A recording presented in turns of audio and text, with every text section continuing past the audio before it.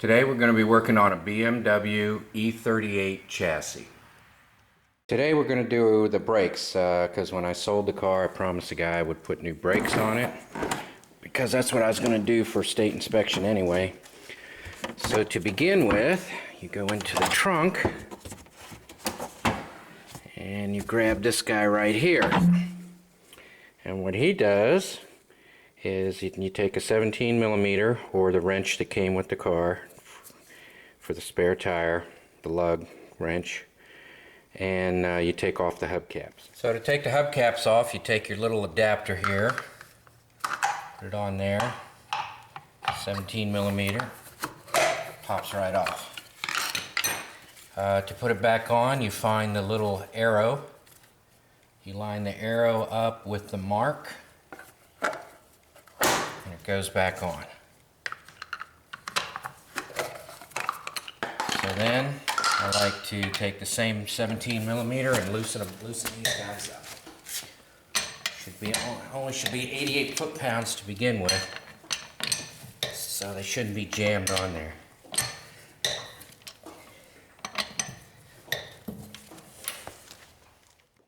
Alright, first thing is tire off. And you need a big screwdriver or pry bar to take the anti-rattle clip off. For the left front and the right rear there is a wear sensor. So you just pull that off to get it out of the way.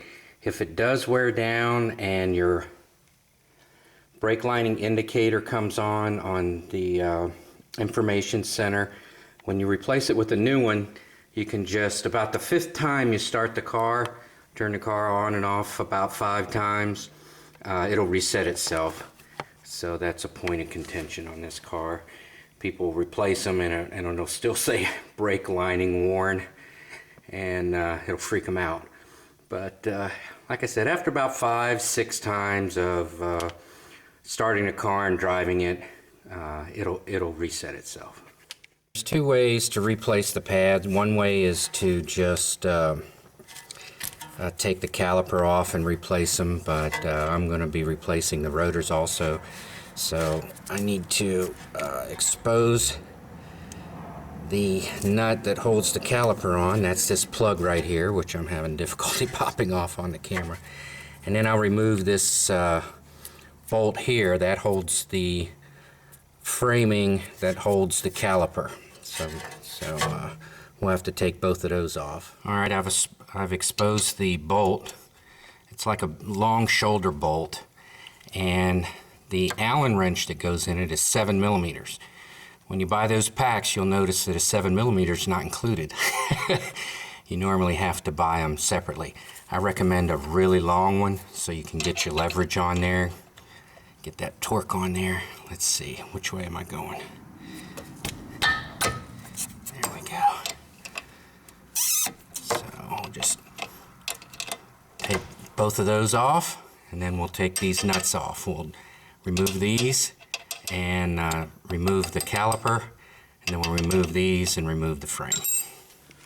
So we'll just remove these 2 shoulder bolts here, and now the caliper is free. Alright, let's get the caliper off of there. This is always fun. I just kind of usually just wiggle it. What I'm basically doing is compressing the piston a little bit, giving it some room so that I can rotate it out. Or should I say rotate it up? And then I have a little bungee cord that I pre-stage, and I just hook it onto the bungee cord to take the weight off of it. And the brake pads are in pretty good shape actually. Next I need to take the 2 bolts off for the frame, the caliper frame. I have one here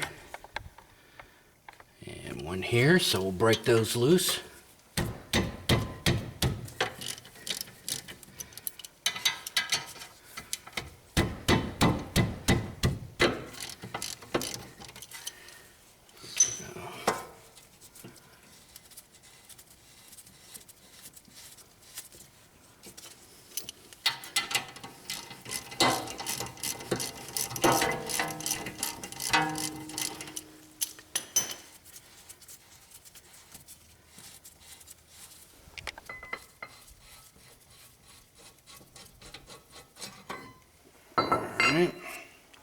To take the rotor off, you need to remove this one little screw. It's nothing more than an alignment screw. You stick an Allen in there. It's not your 7mm.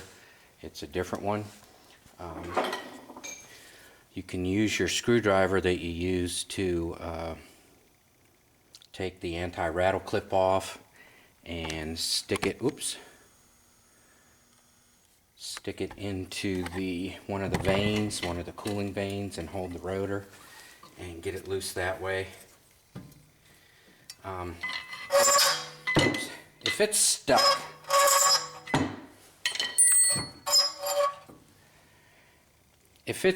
and you can't get it off, then what you do is you take a hammer and you strike it. You get the screw lined up with your strike point on the back, and you just strike it. You just hit it. Just whack it. Don't be scared of it. Just whack the crap out of it, and you'll bust this thing loose. Now, you don't have to worry about stripping it out or messing it up. It just lines up the holes of the rotor with the holes of the hub, so you'll be able to get that lined back up again. You can always use a lug nut to line it up to get the brakes back on. So let's say it's ruined because you had to beat it off from rust. Just put your lug nut back on there. And that'll line everything back up again. So you need to prep the new rotor. The way you do that is take it out of its plastic. Has some preserve on it. Just hose it down with your brake cleaner.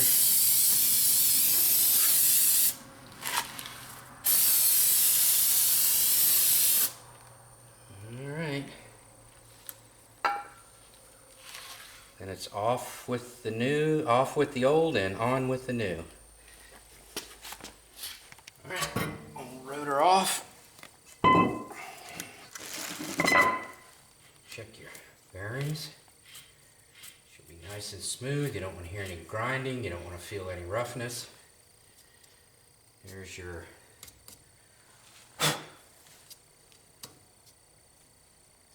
set screw up at the top there. Just line him up. Put some anti-seize on there.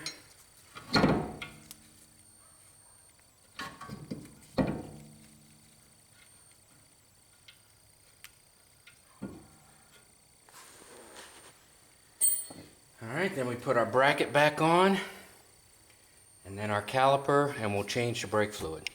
Compress the piston to make room for the larger size pads that you're replacing them with the new pads. So I like to leave the old pad in place and press against that instead of the piston. And then I just compress it on down, just slow, give it a rest, slow, give it a rest. And then it's all down.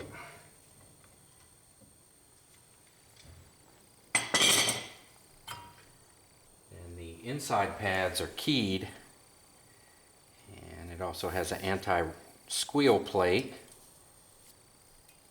which is nice. They work really well. So these pads are okay. Good thickness on them. So I'm just going to put them back. I'm going to put some anti-seize on there. And the little parts that I can't reach. Once it's assembled,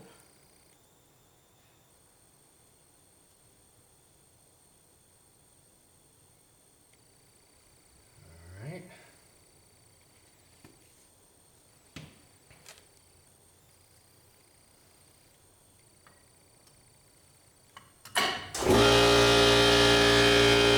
Alright, the bracket is on. It can only go on one way. And once it's on, I just tighten it down. I don't really use a torque wrench normally. Just take a breaker bar and an impact socket, 16mm in this case, and I tighten it down to, since this is a German car, I tighten it down to guten tight. So once it's guten tight, then we'll run with it. Of course, you can look up the torque values and torque it down with the torque wrench if you want to. It's all good. Next, on the bracket, once it's mounted, I look for shiny spots, and on those shiny spots, what I do is I'll just put some anti-seize, because that is the contact areas. So I'll just dab a little bit out of there, out of camera shot, and then this one down here finally. And don't worry, I'm going to clean up the rotor if I accidentally hit the rotor. So that's that. Now I'm going to put the caliper back. I'm going to put the pad on, slide it in place, and the fun part, hold the caliper while I set it in place. There we go. That was easy. Now I'll just take the mounting bolts, these two shoulder bolt like things. I'll lube them up with some anti-seize, stick them in there, tighten them down with my 7mm Allen. And I'll put the plugs back in to keep the dirt out, and we'll see where we are from there. I do have one little assembly tip for you, and that is to start all your bolts. In this case it's just two. But make sure that both of them are started. Don't start one, tighten it all the way down, and then find out you're not aligned and can't get the second one started. So you get them all down, snug, finger tight, and then you do your guten tight. I actually do have a 7mm socket if I wanted to use a torque wrench. But again, I just go with the guten tight method. And done. Always on camera, so I won't go. There we go. Put these plugs back in, we're all set. On the driver's side front, I'll reconnect the sensor. It goes right into the pad slot. There's a slot right there. If you can't get it, you can always use a screwdriver.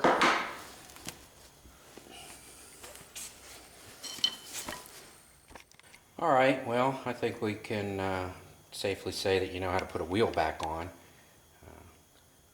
And we'll revisit this side when we change the brake fluid. Alright, let's see if I can get this anti-rattle clip on here, because that needs to go on there. It should be the last thing on before we put the wheel on. And of course, I'm just having a lot of trouble with this on camera. That means hammer. Perfect. All set. I was just weak.